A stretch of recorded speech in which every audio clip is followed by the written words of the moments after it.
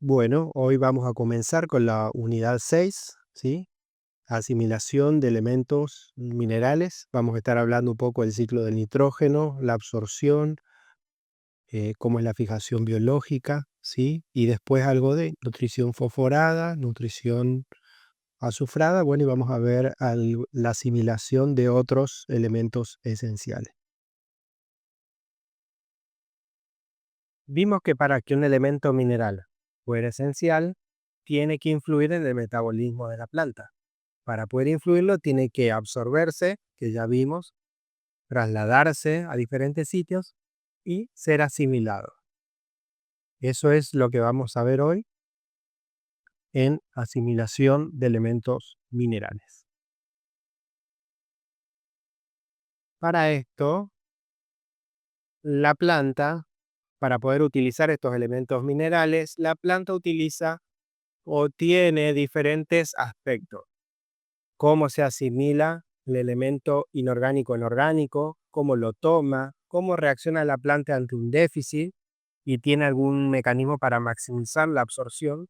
Y en caso de llegar al final de su ciclo, si puede removilizar para optimizar la utilización de esos minerales que ya asimiló.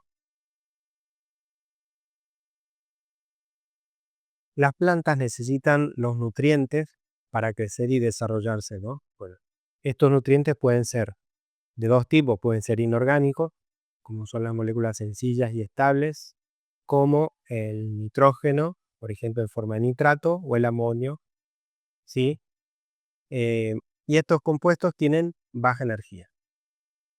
También necesita de compuestos orgánicos, que son moléculas más complejas y ricas en energía o de alta energía, como son proteínas, carbohidratos y lípidos. Y son esenciales para la estructura y para la función de las células vegetales. Las plantas toman los compuestos inorgánicos del suelo y mediante procesos metabólicos que requieren energía, los van a transformar en compuestos orgánicos. La transformación de compuestos inorgánicos a orgánicos no es un proceso fácil y sencillo, sino que es muy complicado y requiere una alta inversión de energía considerable. Por ejemplo, la asimilación del nitrógeno, que es un nutriente esencial para las plantas, puede consumir hasta el 25% de la energía producida por la planta a través de la fotosíntesis. Fíjense que constituye del 1 al 4% del peso seco de la planta y el nitrógeno. La fotoasimilación es la clave para el crecimiento vegetal. Es un proceso que combina la asimilación de nutrientes con la energía lumínica capturada durante la fotosíntesis. Gracias a esa conexión, las plantas pueden transformar compuestos inorgánicos simples en moléculas orgánicas complejas, llenas de energía y que son esenciales o fundamentales para el crecimiento y desarrollo de la planta. ¿Cómo funciona? Bueno, durante la asimilación de los nutrientes, las plantas absorben estos nutrientes inorgánicos del suelo, como nitrógeno, ya sea en forma ¿de qué? De nitrato y de amonio, y fósforo y otros minerales. Estos nutrientes son esenciales para la construcción de proteínas, ácidos nucleicos, lípidos y eh, otras moléculas orgánicas que son de vital importancia. Durante la fotosíntesis en los cloroplastos, la clorofila captura la luz de esa energía solar y esta se usa para convertir al dióxido de carbono y al agua en azúcares, que son moléculas orgánicas de alta energía. ¿Cuál es la relación entre asimilación y fotosíntesis? Bueno, la energía generada durante la fotosíntesis es fundamental para la asimilación de los nutrientes, específicamente y particularmente porque los electrones de alta energía y que se producen en la fotosíntesis se usan para impulsar las reacciones de asimilación. Por ejemplo, los agentes reductores como son el NAD, la tiorredoxina, la ferrodoxina, son moléculas clave que transportan electrones de alta energía desde la fotosíntesis hacia las reacciones de asimilación. Las reacciones de la asimilación también ocurren en el estroma del cloroplasto, que es el espacio que rodea las tilacoides. Ahí es donde también se lleva a cabo la fotosíntesis. Entonces ahí la energía de los electrones se utiliza para convertir nutrientes inorgánicos en compuestos orgánicos. Y en algunos casos también este proceso puede llegar a darse en los plastidios de raíz. La fotoasimilación, entonces, es el proceso mediante el cual las plantas utilizan la energía de la luz solar para transformar el dióxido o convertir el dióxido de carbono en azúcares, que son moléculas orgánicas que se utilizan como fuente de energía y para construir otras moléculas orgánicas. ¿Cuál es el punto clave de todo esto? Bueno, que la fotoasimilación y el ciclo de Calvin están en el mismo compartimento, ¿sí? Tanto la fotoasimilación, que es la captura de energía lumínica, como el ciclo de Calvin, que es la fijación del carbono, ocurren en el mismo lugar, que es el estroma del cloroplasma. Que estén cerca es buenísimo, porque al estar cerca, estos procesos permiten que la energía lumínica se use eficientemente para poder fijar el carbono, ¿sí?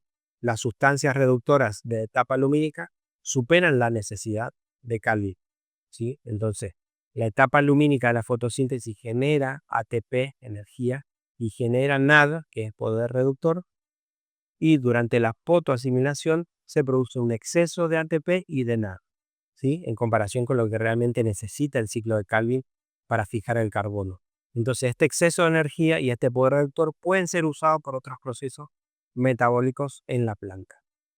Ahora, una alta luminosidad y baja concentración de dióxido de carbono llevan a una alta tasa de fotoasimilación. Esto se debe a que la alta luminosidad proporciona la energía necesaria para impulsar la fijación del dióxido de carbono se fije, inclusive cuando la concentración de dióxido de carbono es baja. Este escenario es muy común em, en ambientes con alta luminosidad, ¿sí? Y baja disponibilidad de dióxido de carbono, como son climas cálidos y secos. Ahora, si hubiese una alta cantidad de dióxido de carbono disponible, ¿sí? La asimilación de nutrientes sería menor, mientras que se vería favorecida la fotosíntesis, ¿sí? En relación a eh, a la asimilación de estos compuestos minerales. Una particularidad es que en las plantas C4 la fotoasimilación en las células del mesófilo tiene menor concentración de dióxido de carbono que en las células de la vaina. Ustedes vieron, vamos a ver también más adelante, que las plantas C4 desarrollaron un mecanismo especial para la fotoasimilación en ambientes con baja disponibilidad de dióxido de carbono. ¿Sí? En las C4, la fotoasimilación inicial ocurre en las células del mesófilo y ahí la concentración de dióxido de carbono es menor que en las células de la vaina. Las células de la vaina rodean a los haces vasculares y es donde se concentra el dióxido de carbono para favorecer el ciclo de Calvin, lo que permite que la fotosíntesis sea eficiente a pesar de haber poco dióxido de carbono, y vamos a profundizar esto en el apartado de fotosíntesis. Y vamos a empezar por el nitrógeno. Ustedes ya vieron o hablamos de que las formas en que se absorben son nitrato y amonio. No quiere decir que no se pueda tomar en forma orgánica como la urea, y tiene una velocidad de absorción bastante rápida. Si miramos las velocidades de absorción de los aniones, vemos que el más rápido es el nitrato, lo sigue el cloruro, el sulfato, y el más lento de ingresar es el fosfato. Ahora, el nitrógeno ocupa el 78% de la atmósfera. Sin embargo, nosotros lo estudiamos como elemento mineral en el suelo. ¿Esto por qué? Y porque el nitrógeno atmosférico en general las plantas no lo pueden tomar. Por lo tanto, necesita que se lo fije en una forma oxidada o reducida en el suelo para a partir de ahí tomarlo. Si hacemos un balance de elemento de cómo se fija, en la biosfera hay aproximadamente 275 millones de toneladas, de las cuales la fijación biológica es la responsable de 175 millones, la industrial de 70 y la espontánea de 30. Es decir, que haya rayos y tormentas que lo que hacen es partir ese nitrógeno y hacerlo descender al suelo mediante la lluvia, ¿sí? De forma oxidada o reducida, ¿sí? Y de esta fijación biológica implica que estamos utilizando un 60% del nitrógeno atmosférico fijado, ¿sí? O sea que ni la fijación industrial ni las fijaciones espontáneas pueden superar a la fijación biológica. Si nosotros tenemos esto en cuenta, vamos a ver que el nitrógeno, que es atmosférico, en la biosfera se lo puede encontrar en las plantas, en proteína animal, se lo va a poder fijar en forma espontánea, por descargas eléctricas, en forma química, que es la producción de fertilizantes, sea por nitrato o producción de urea, y en forma simbiótica o asimbiótica. Las formas asimbióticas normalmente pueden ser bacterias de cualquier tipo, que sean fijadoras, por supuesto, que son libres, o pueden ser algas que ustedes las conocen como cianofisias, ¿sí? Que no son solo fotosintéticas, sino que también son buenas fijadoras de nitrógeno. Tanto los fijadores libres como las algas y cianofisias lo que van a hacer es van a liberar el nitrógeno en forma de amonio al suelo. La proteína vegetal, ¿sí? Los componentes proteicos vegetales, como la van a morir y van a caer, lo mismo que puede ser tomada por los animales, ¿sí? Y a la muerte del vegetal genera residuos que se van a descomponer por un proceso de mineralización, van a pasar de materia orgánica a amonio, y una vez que tenemos un bulk de amonio, algunas plantas la pueden tomar de esa manera, ¿sí? Pero si no, lo que normalmente ocurre es que en el suelo existen grupos de bacterias que tienen la capacidad de oxidarlo.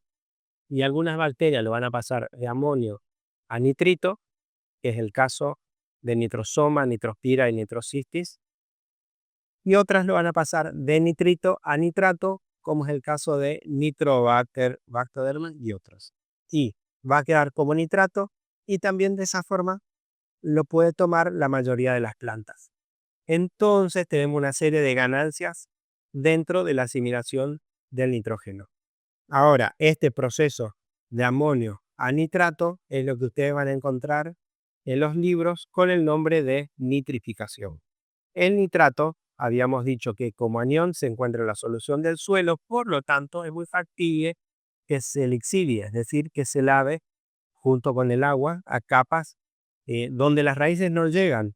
Lo otro que puede ocurrir es que el amonio pierde un protón, se convierte en amoníaco y sea liberado al ambiente, o que las bacterias en situaciones de anoxia tomen el oxígeno del nitrito y del nitrato y produzcan monóxido nitroso, ¿sí? Que es un gas y se pierda por desnitrificación. Es decir, toman ese oxígeno y queda una molécula gaseosa. Y la mayor pérdida de todas es la cosecha de las plantas, ¿sí? Entonces tenemos un equilibrio entre lo que aportamos al suelo y lo que le quitamos al suelo.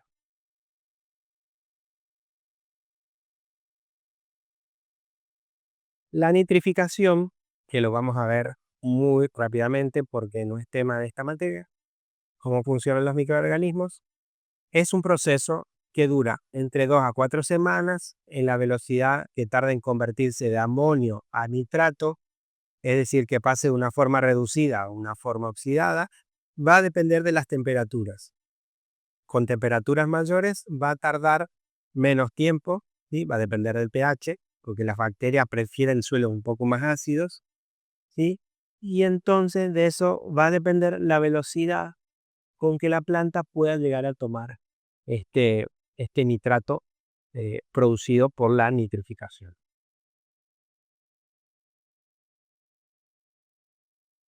Nuestro problema o nuestra primera idea es: ¿por qué pueden las bacterias tomar el nitrógeno atmosférico? Y la bacteria puede tomar el nitrógeno atmosférico porque tienen una enzima que es la nitrogenasa. Y la nitrogenasa es una enzima con dos sitios de reacción o con dos sitios de unión. Uno, que es una proteína de hierro, y otro es una proteína compuesta de hierro y molibdeno. Esas nitrogenasa, lo que van a ir haciendo es ir uniendo protones al nitrógeno de a dos. ¿Está bien? Entonces tiene nitrógeno y le va a unir de a dos protones, ¿sí? Y por cada protón que agrega, va a utilizar dos moléculas de ATP, ¿sí? Como utiliza dos de ATP y necesito dos, necesito 8 protones en total para tener amonio. Y como tengo dos sitios, voy a tener dos moléculas de amonio, necesito 16 moléculas de ATP. O sea que biológicamente también es un proceso de un alto costo energético. Y va a precisar como catalizador el magnesio, ¿sí? Entonces necesitamos un suelo que tenga suficiente cantidad de magnesio. ¿Por qué la fijación biológica es tan eficiente? Porque si bien utiliza 16 moléculas de ATP, hacer fertilizante necesita una alta cantidad de energía, una alta presión de nitrógeno y tiene un costo energético mucho más grande a nivel global. En cambio, esto solo las bacterias producen, sí, fijan el nitrógeno, ¿sí? Tenemos ahí la producción de amonio.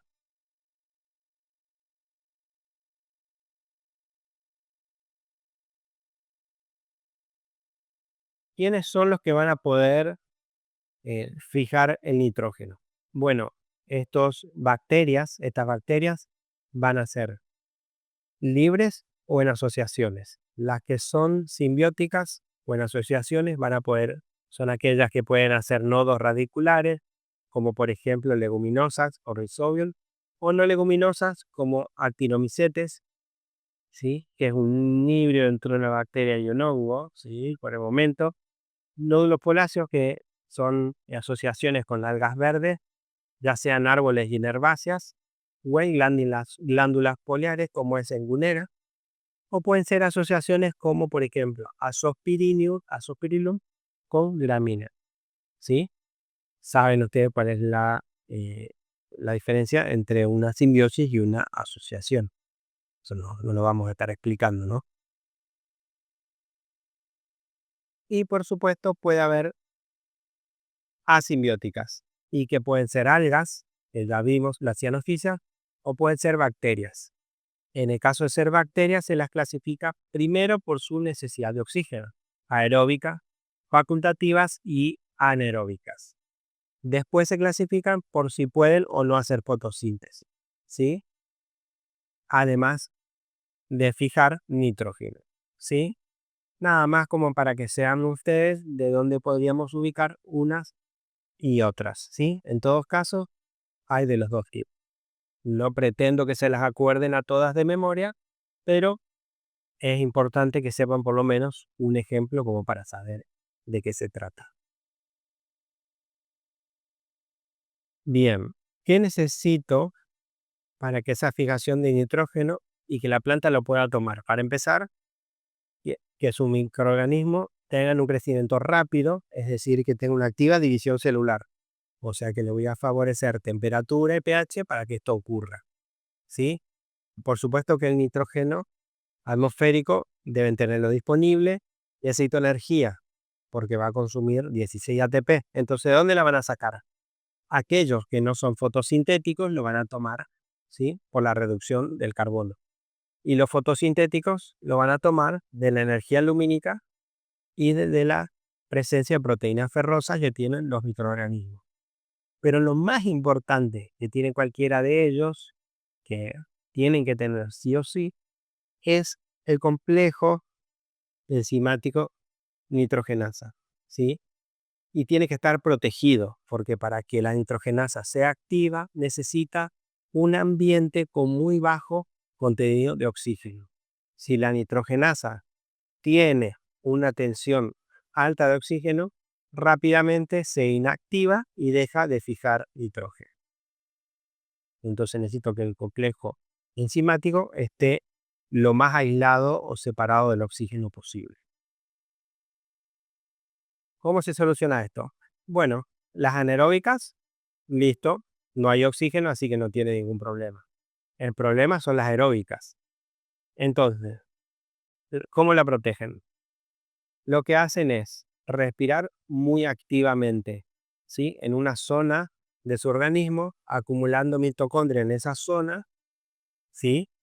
En una zona de la célula, con lo cual ocupa todo el oxígeno en el proceso respiratorio y el resto de su cuerpo llega a muy baja tensión de oxígeno, entonces así lo protege. Y lo otro es cambia la configuración de la nitrogenasa, activa o inactiva, de acuerdo a los contenidos de oxígeno que tengan disponibles. Ahora, si tenemos cianobacterias, pueden hacerlo de dos maneras. Si son em, pluricelulares, o sea, cianobacterias no unicelulares, sino pluricelulares, lo que hacen es parte de sus células, las modificaron y en esas modificaciones es donde se fija el nitrógeno y el resto hace fotosíntesis.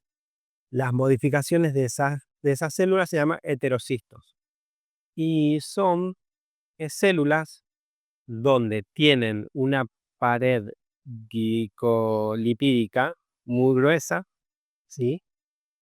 Porque no van a tener pasaje de dióxido y no van a tener fotosistema 2, ¿sí? Que es donde se produce la fotólisis del aura. Y otra, lo que hacen es fijan nitrógeno solamente en el momento de oscuridad. ¿Está?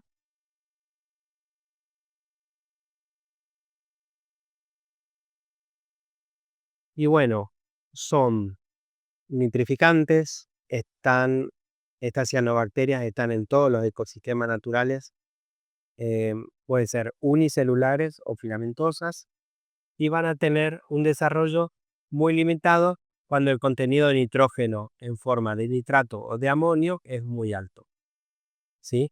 Entonces, en esos lugares no las van a encontrar. Cuando hay, no las van a encontrar. Normalmente las pueden encontrar asociadas con un hongo, por ejemplo, como es el caso de Azolla, ¿sí? O asociadas a líquenes, o en plantas superiores. Bueno, entonces dijimos que teníamos fijación simbiótica y asociaciones, ¿sí? Bien. La que ustedes que más conocen y la más nombrada es la asociación de una leguminosa con una bacteria, que es el Rhizobium, que es una asociación altamente específica, una asociación, un grupo de bacterias que se asocia solo, o sea, es muy específica, ¿sí? La que se asocia con soja no se asocia con poroto, ¿sí? Ni con garbanzo, sino que se asocia solamente con soja, es muy específica. Entonces, primer condición es que estén los dos tipos afines en el mismo lugar, segundo, que se puedan reconocer, ¿sí? Como cuando van a un baile, identifican a una persona, bueno, de esa forma se tienen que reconocer. ¿Y cómo se reconocen? Las bacterias tienen un gen de transcripción NOD, ¿sí? Y las plantas secretan determinados flavonoides. Cuando se juntan el NOD con los flavonoides, dicen, ah, ahí estás, te vi y te reconocí. Una vez que esto se reconoce, se inicia la inspección del pelo radical. Y una vez que se produce esta infección, se genera la llegada del microorganismo al córtex de la raíz y ese córtex forma un nódulo. ¿Sí? ¿Cómo es esto?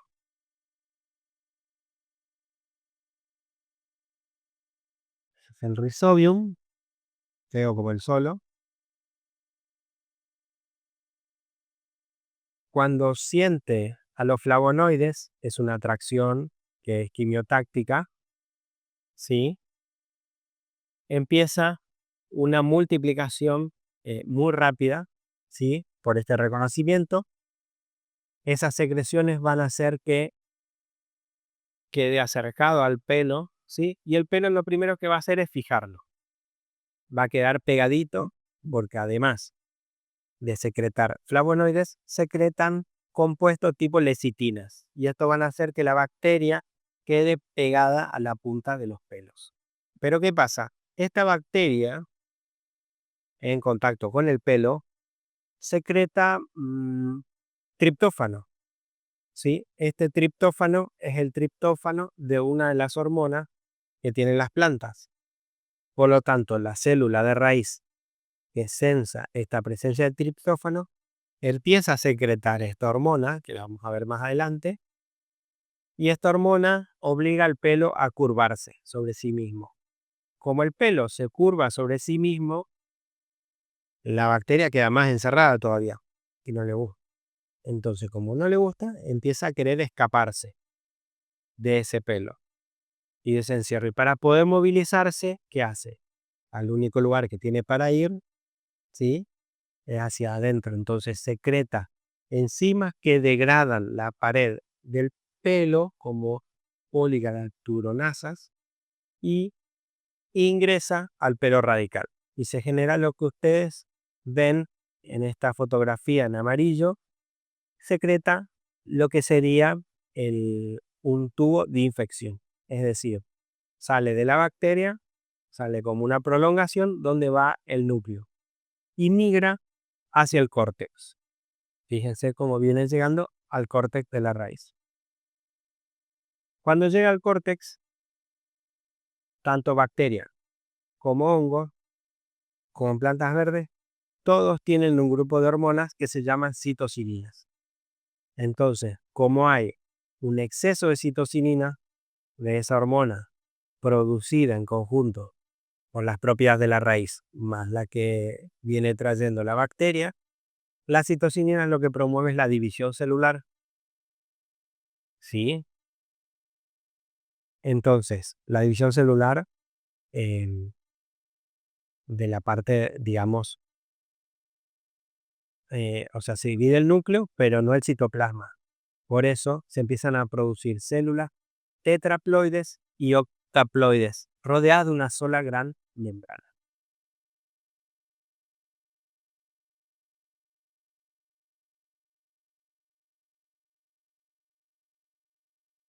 Entonces empieza a generarse una cantidad de células, ¿sí? Y fíjense, la proliferación, ¿sí? En el corte está rodeado de una célula con una, o si fuera una sola membrana. Por eso eh, se lo llama, ¿sí?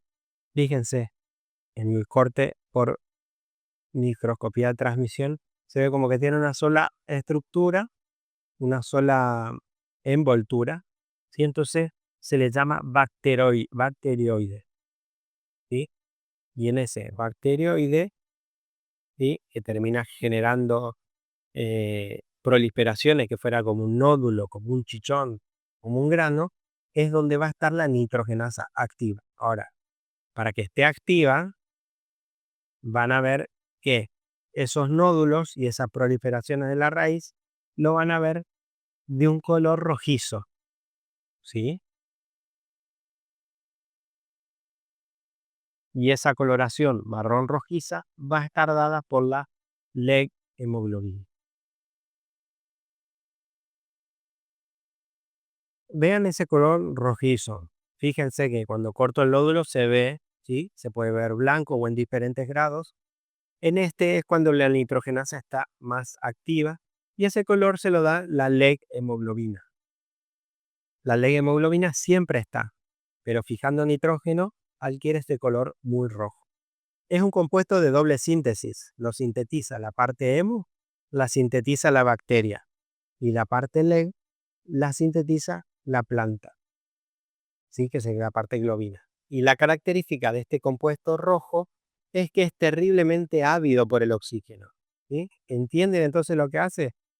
Es cuando hay oxígeno, ¿sí? Porque la raíz obviamente tiene que respirar, cuando va al nódulo queda atrapado en la leg hemoglobina y protege a la nitrogenasa. ¿Sí? Cuando la leg hemoglobina se satura de oxígeno, tiene un color rojo. Y cuando no tiene oxígeno, no tiene color, ¿sí? Y por eso vemos los nódulos blancos. Quiere decir que la nitrogenasa se llenó de oxígeno y dejó de fijar nitrógeno. ¿Me entiendes?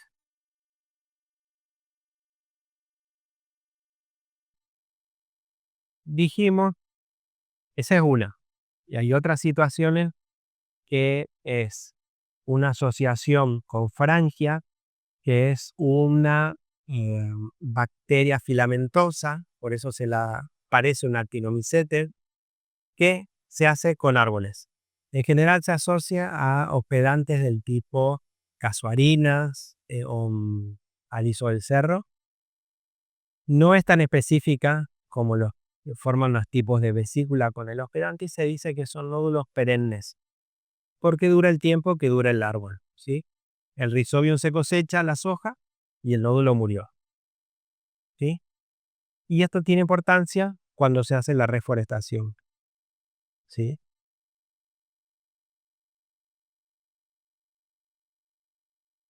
La otra asociación es la de gramíneas con Azospirillum, que es un género libre.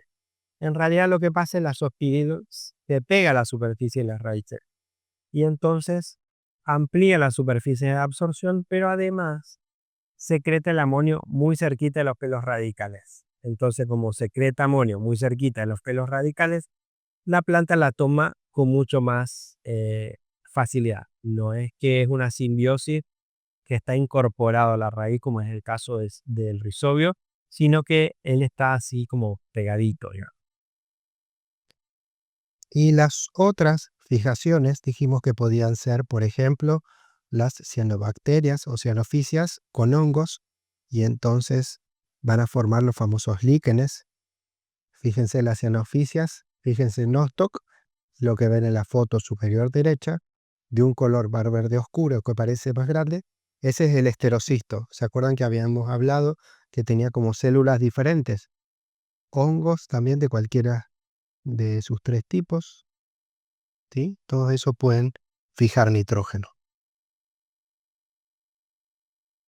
Líquenes de cualquiera de sus tres tipos. Se puede unir a una briófita, a una hepática o a un antocero.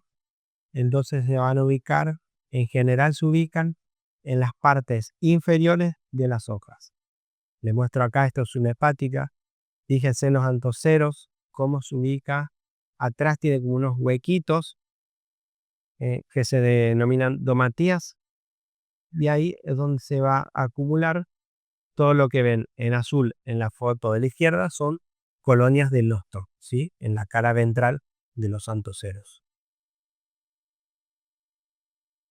Se pueden asociar a helechos, en este caso, fíjense el esperocisto en la foto inferior izquierda y las células vegetativas. Se pueden asociar a un helecho que se llama solia y en cuanto se junta con anabaena, fíjense cómo enseguida fija nitrógeno y se pone verde. En este caso, ingresa anabaena, que es otra eh, de las cianobacterias, y fíjense cómo se ve una capa más azulada dentro de las hojitas del helecho. Se pueden unir a gimnospermas. En este caso, ingresan a las gimnospermas e ingresan en esos rizoides que tiene. Si ustedes se acuerdan, en las cicadaes tienen raíces y tienen como unos rizoides, ¿viste? Son como unos dedos gordos, que son más de sostén y de traslado que de absorción de agua. Entonces, si ustedes, fíjense en la imagen izquierda, al cortar el rizoide se ve que hay como un círculo azul. ¿Lo ven? Esas son las cianobacterias dentro de los rizoides, que están fijando nitrógeno. ¿Sí? Tenemos la epidermis, la corteza externa, las traqueidas, la zona azul, ¿sí? Eso que ven ahí son las cianobacterias.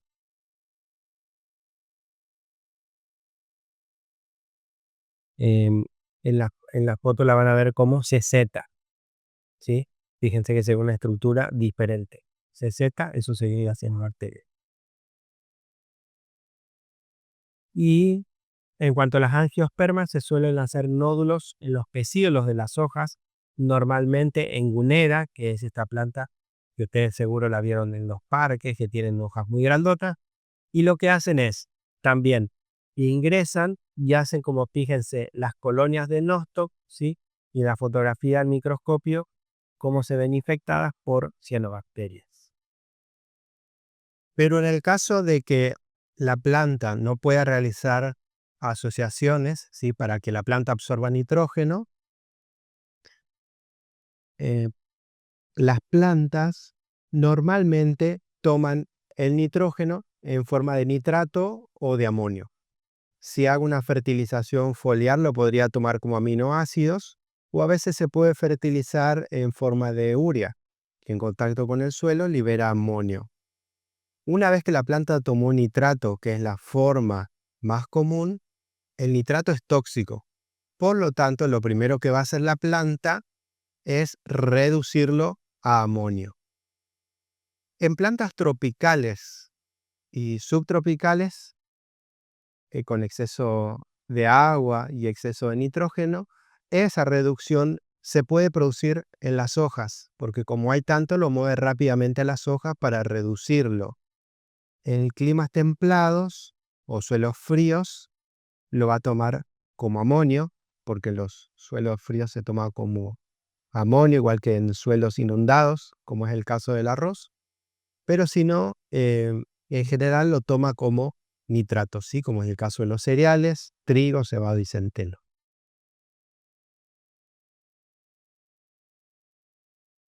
¿Cómo va a hacer la planta para pasarlo de nitrato a amonio?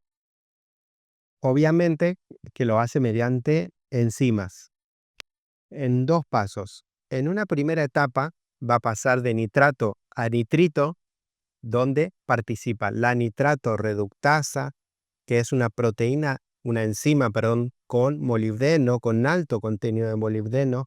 Por eso una carencia de molibdeno nos genera una deficiencia de nitrógeno. ¿Se acuerdan que lo hablamos?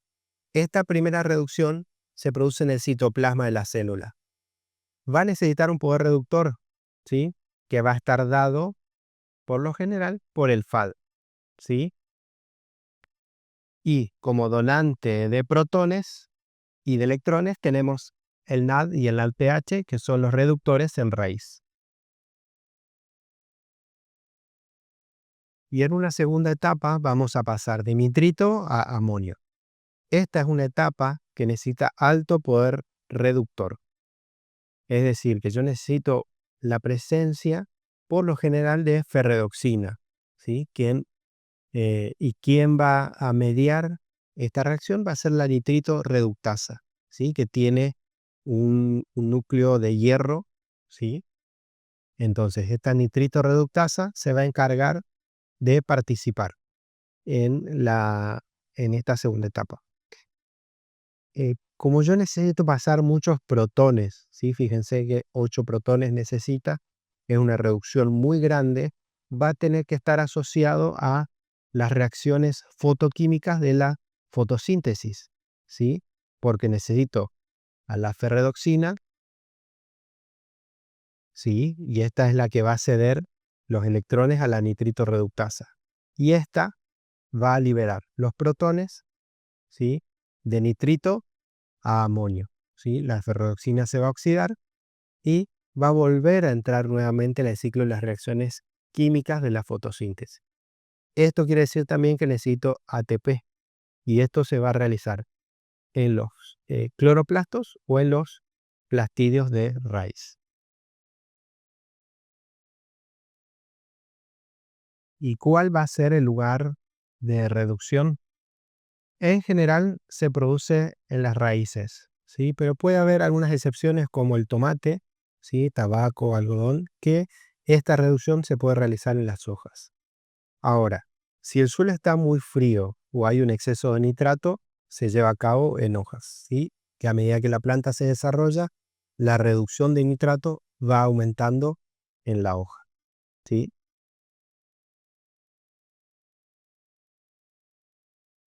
Ahora, ¿cuáles son? Dijimos que lo pasamos a amonio, de nitrato a amonio. Ahora, el amonio en las plantas también es tóxico. ¿Qué origen yo puedo tener del amonio en una planta? Por la reducción de nitrato, ¿sí? Que haya amonio en el suelo, que tenga fijación biológica. Entonces tengo nitrógeno que va a un bacterioide y el bacterioide le cede amonio a la planta. Puede darse el proceso de fotorrespiración, ¿sí? y como producto tiene amonio.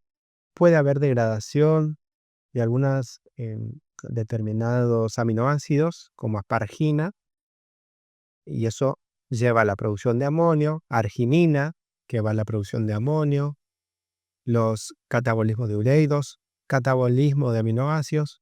En la planta hay un gran pool de amonio y ya dijimos que el amonio es tóxico. Entonces, ¿qué va a hacer la planta con este amonio?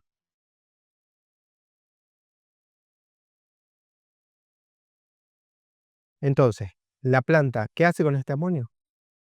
Bien, ese amonio hay que incorporarlo a moléculas orgánicas, ¿sí? En los cloroplastos o en los plástidos de raíces. Entonces, tengo amonio y rápidamente, cuando hay amonio, se activa la síntesis de la glutamina sintasa. La glutamina sintasa lo que hace es, toma el glutamato, va a tomar el amonio y en presencia de ATP va a formar glutamina. Por supuesto, en células de semilla o vasculares, ¿sí? Todo esto no se da en plástidos, sino que se da en el citoplasma de la célula. Una vez que tengo glutamina sintasa, la producción de glutamina produce una reasimilación que lleva a la actividad de la glutamato sintetasa, que está ubicada en los plástidos. Entonces va a convertir a la glutamina en presencia de alfa-cetoglutarato en glutamato, ¿sí? Sea glutamina en presencia de NAD o de FAD. Entonces eso me da moléculas de glutamato, ¿sí? Eso según sea FAD o sea NAD lo que vaya a usar.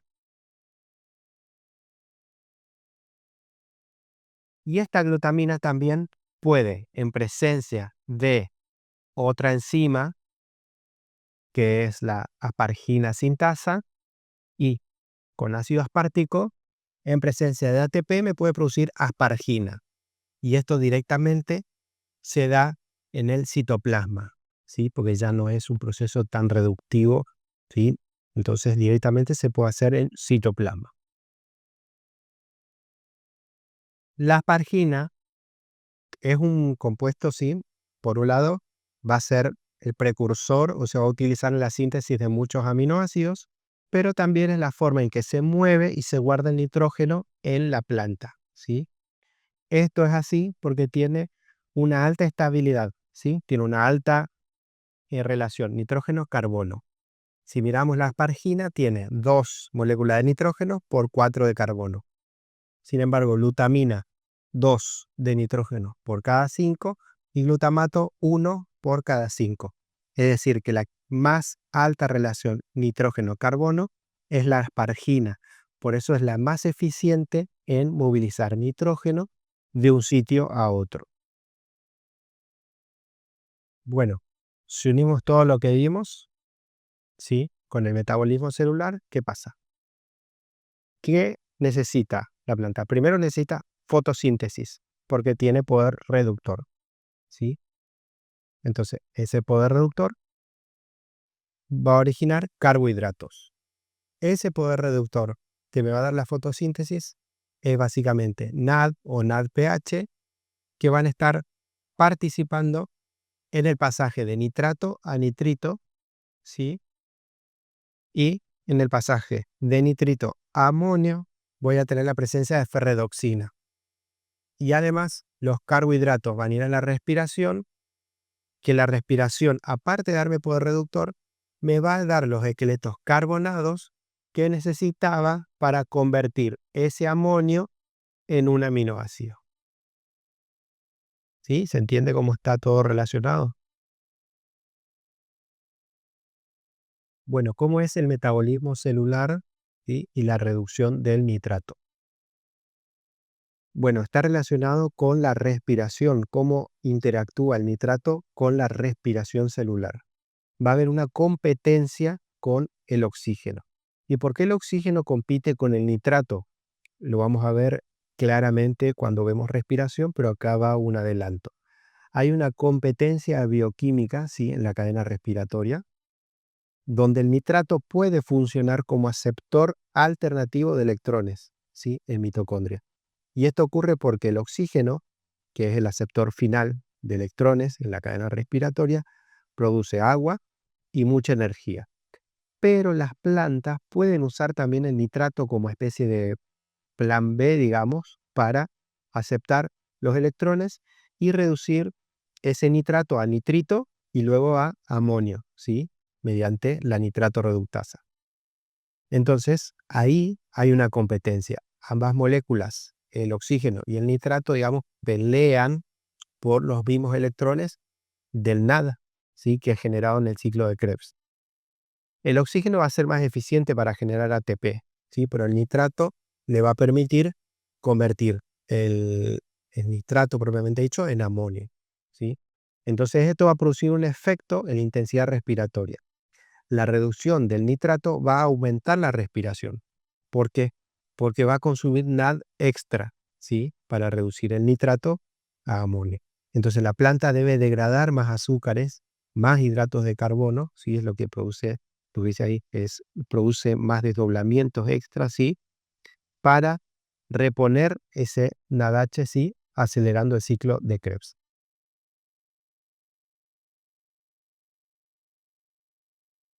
¿Y cómo se vincula con la fotosíntesis?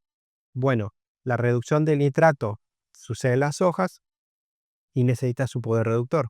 Eso quiere decir que compite con el dióxido de carbono por las coenzimas reducidas y por el ATP. Eso provoca un aumento en liberación de oxígeno fotosintética, ¿sí? Porque eh, no hay quien reduzca el dióxido de carbono porque está reduciendo el nitrato. Eso dice que la luz va a afectar y va a controlar la expresión de la nitrato y nitrito reductasa. La acumulación de los productos finales de la fotosíntesis aumenta la actividad de la nitrato reductasa.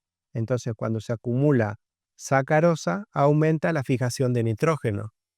Eso va a hacer que haya un ajuste de velocidades de reducciones, ¿sí?, entre lo que pasa con la fijación del dióxido y lo que pasa con la fijación del nitrato.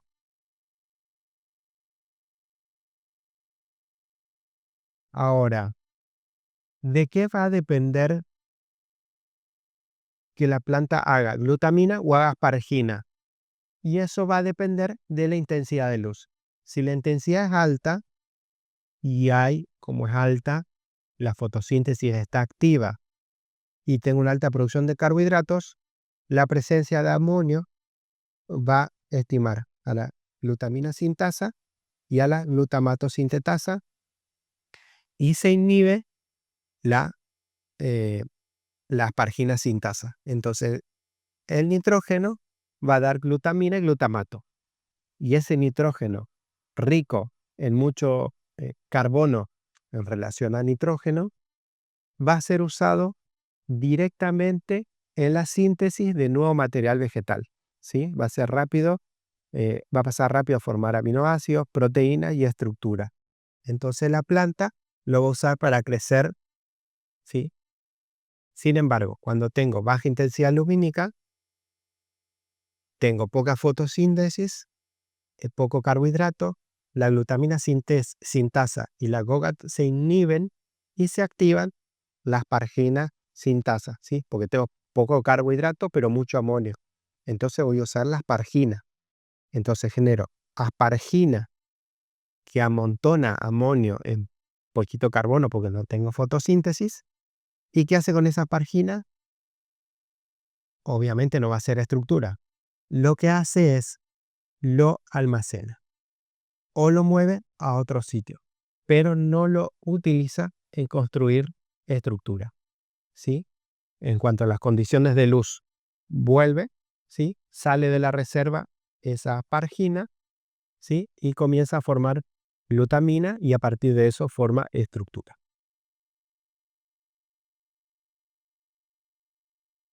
Entonces, veámoslos en un resumen. Si lo vemos en una célula raíz, fíjense, tenemos nitrato, ingresa el nitrato por transporte. ¿De qué tipo? ¿Pasivo o activo? Entra en forma activa porque es un anión y tiene la carga en contra, ¿sí? Y dijimos que hay más contenido en citoplasma, ¿sí? En el citoplasma que en el suelo. Entonces, consume ATP. La célula de raíz lo va a convertir a nitrito, ¿sí? Entonces el citoplasma pasa de nitrato a nitrito, consume 3 ATP más. Entra al cloroplasto o al plastidio, ¿sí? Y ahí tiene que pasar de nitrito a amonio, ¿sí? Con 7 ATP más. Y de amonio a glutamato o a glutamina consume 2 ATP más. Sale del cloroplasto como glutamato y se puede convertir en aspargina, ¿sí? Y sigue consumiendo ATP. Y como aspargina puede ir a formar otros aminoácidos, proteínas y ácidos nucleicos, suponiendo que fuera una célula, ¿sí? ¿Y qué pasa si miramos la planta completa? Parte de abajo tenemos lo que tenemos en la raíz. Los tubos son xilema y floema y después hojas. Puede ocurrir que tome nitrato o amonio del suelo, ¿sí? Con un bacteroide, por ejemplo, toma nitrógeno, lo convierte a amonio y se lo cede a la raíz. Puede haberlo tomado como nitrato y reducido a amonio en la raíz y ahí mismo convertirlo en glutamina o en glutamato o haberlo convertido en un aminoácido y el aminoácido se mueve por floema hacia las hojas, ¿sí? O se va a quedar formando proteína o estructura dentro de la raíz. Puede ocurrir que el nitrato por xilema llega a la hoja y ahí se convierte en amonio y el amonio va a ir a formar aminoácidos y ahí se va a redistribuir por floema, o puede ocurrir que el amonio se convierta en proteínas, ¿sí? Formando estructura foliar, o puede ocurrir que el amonio forme aminoácidos y eso germine, si estamos en una etapa reproductiva, ¿sí? Se generen aminoácidos y proteínas y vayan a acumularse en un órgano reproductivo como es la semilla, ¿sí? De esta manera es como se comportaría el nitrógeno moviéndose en la planta. Bueno, pero a partir de este nitrógeno que yo tengo almacenado en forma de glutamina o glutamato, yo tendría que producir el resto de los aminoácidos. ¿Y esto cómo va a suceder? Bueno, mediante transaminación, ¿sí? Por ejemplo, el glutamato más el oxalacetato, mediante una enzima, va a pasar a aspartato y alfa-cetoglutarato. En este caso van a estar implicadas las reacciones que ustedes ya deben haber visto en química biológica, química orgánica, las reacciones de PAL y PAM, ¿sí?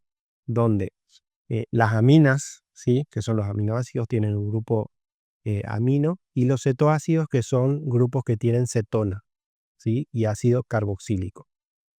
Entonces, las plantas pueden usar el glutamato y la glutamina como donantes centrales de nitrógeno para formar otros aminoácidos, ¿sí? El glutamato o la glutamina son los donantes del nitrógeno, ¿sí? El mecanismo dije que es la transaminación y lo que hace el glutamato es su grupo amino a cetoácidos y genera nuevos aminoácidos. Vamos a ver este ejemplo. Supongamos que tenemos glutámico en presencia de pirúvico. Tenemos una amida y ácido pirúvico. Por una reacción de PAL y PAM, termino con un alfa-cetoglutárico y con la formación, por ejemplo, de alanina, ¿sí? Entonces, así es como va a ir formando todos los aminoácidos. Obviamente, cualquiera de todos estos se van a combinar primero en proteínas simples. ¿Qué proteínas simples conocen? Albúmenas, glulinas, gluteínas, histonas, ¿sí? Son proteínas simples. Esas proteínas simples se van a unir a otros compuestos y me van a generar las proteínas conjugadas, ¿sí? Formando nucleoproteínas, glucoproteínas, cromoproteínas, cuando se unen a un metal, lipoproteínas, ¿sí? y así se va conformando toda la estructura celular de la planta.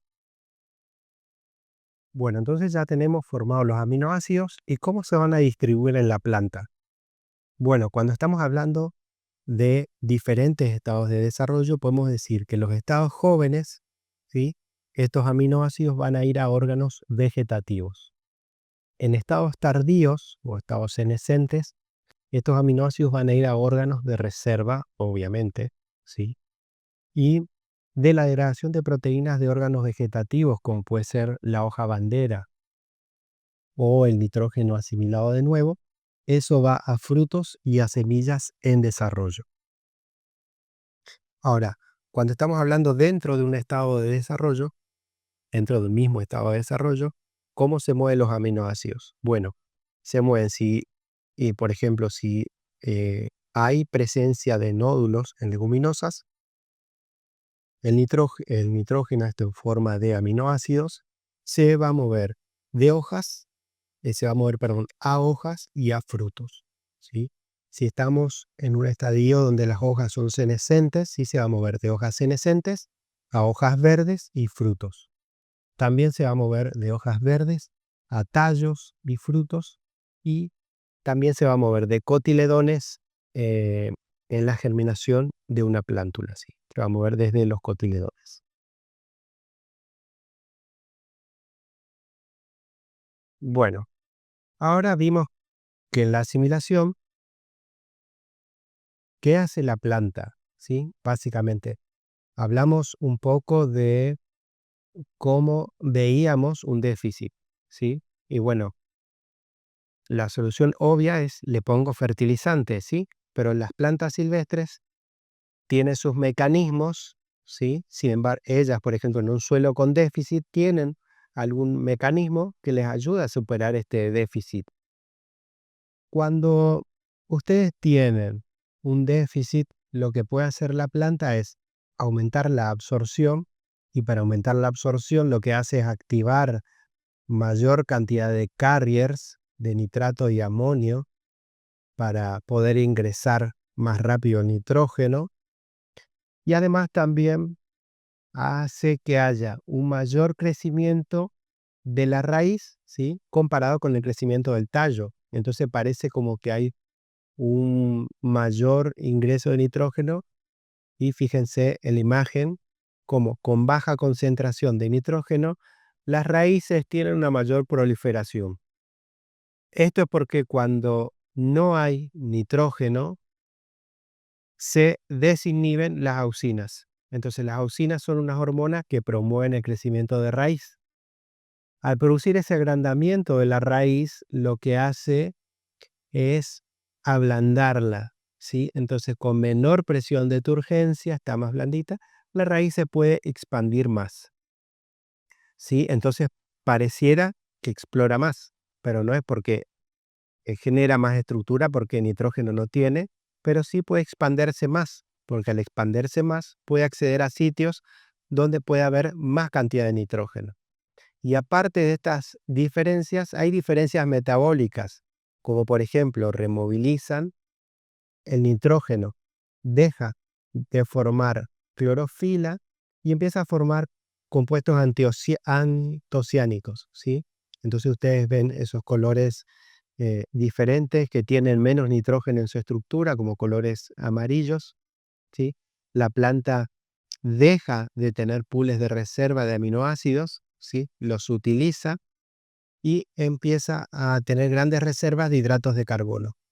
Entonces esto hace que baje el potencial osmótico, ingresa agua, ¿sí? Y acelera la senescencia de hojas adultas, ¿sí? Entonces al acelerar la senescencia de hojas adultas, desarma las clorofilas, ¿sí? Y que esos aminoácidos los termina traslocando. Bueno, las raíces van a responder, ¿sí? A la disponibilidad local y sistémica de nitrógeno. Dijimos que si falta nitrógeno, la raíz tiende a crecer, ¿sí? Por el efecto de las auxinas y demás. Bueno, acá vemos el caso donde cuando el nitrógeno es abundante, la planta tiende a distribuirlos, ¿sí? menos en la biomasa a la raíz.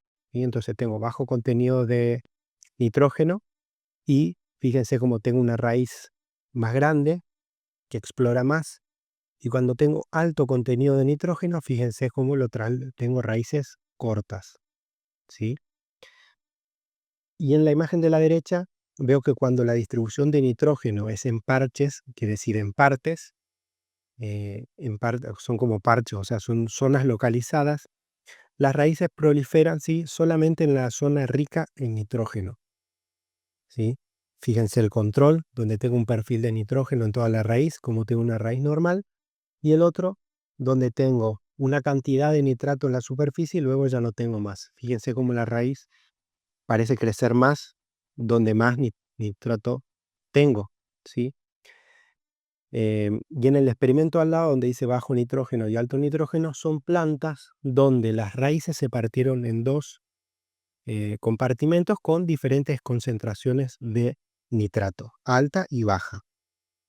Y bueno, lo que se encontró fue que lo que hace realmente la planta es, puede censar la cantidad de nitrógeno externo y la cantidad de nitrógeno interno, y en base a eso puede, eh, mediante rutas metabólicas, utilizar ese nitrógeno que está ingresando para fabricar más estructura radical, ¿sí? Para permitir una mayor exploración. Entonces, cuando tengo alta cantidad de nitrato, ¿sí?, va a producir este efecto. Bueno, y así como teníamos déficit de nitrógeno, cuando tenemos un exceso de nitrógeno, ¿se acuerdan que habíamos visto sintomatologías? Bueno, en algunas plantas donde tenemos exceso de nitrógeno, lo que vamos a ver es que se detiene la planta, se detiene en el estado vegetativo y no la deja pasar al estado reproductivo. Son plantas donde hacen hojas y no le permite florecer. Son esas plantas que ustedes dicen, esta se fue en vicio. Bueno, no las deja pasar a la etapa reproductiva. Y al igual que en metales pesados, tenemos plantas que son hiperacumuladoras de nitrógeno. Por ejemplo, es una que se muestran ahí, el Chenopodium album o la Urtica dioica, ¿sí? Son hiperacumuladoras. Quiere decir que necesitan terrenos con altas cantidades de nitrógeno. Entonces también nos sirven de indicadores, porque donde vemos que aparecen son suelos que nosotros podemos eh, inferir que son ricas en nitrógeno. Bueno, la bibliografía de nitrógeno lo van a encontrar bien, sí, en todos los libros y llegamos hasta acá. Esta es la bibliografía recomendada donde van a encontrar este tema y lo pueden estudiar en profundidad.